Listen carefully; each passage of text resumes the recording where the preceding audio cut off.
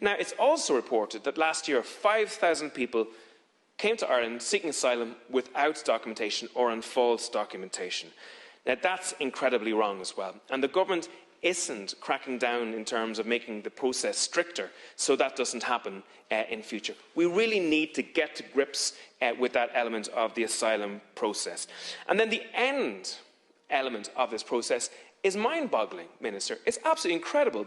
Between 2018 and last year, 4,631 deportation orders were issued to people who had failed the asylum application process.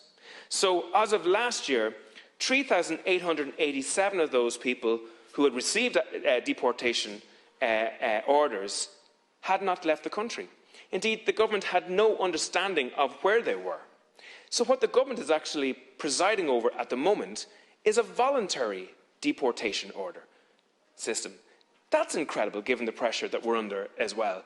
And logic would, the idea that those who are successful in their application for asylum and those who are not successful in their application for asylum would have exactly the same outcome in the end, i.e. that they can stay in the country, is just incredibly wrong. And that we're spending millions on that differentiation process that's not actually differentiating an outcome for people in the long run as well. Today I received a parliamentary question answer from the Minister in relation to the location of accommodation for asylum seekers. And in that answer that I got from the Minister, it stated that 146 hotels, guest houses and B&Bs are currently being used by the government to accommodate asylum seekers.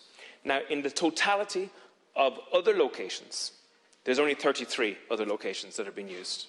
So that means 80% of locations that are being used currently to house asylum seekers are in the hospitality sector. That's, again, putting enormous pressure on a sector which provides livelihoods for tens of thousands of people, especially in regional Ireland.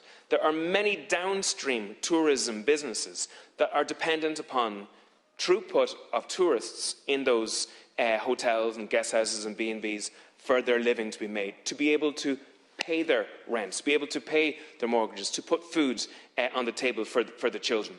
And one of the reasons for this massive dependency upon the hospitality sector is because the government's incompetency, that is absolutely visible in terms of housing and healthcare and education, is completely visible in this sector too. So the government promised this time last year that 500 modular homes would be in place by October, and now one of them is in place at the moment.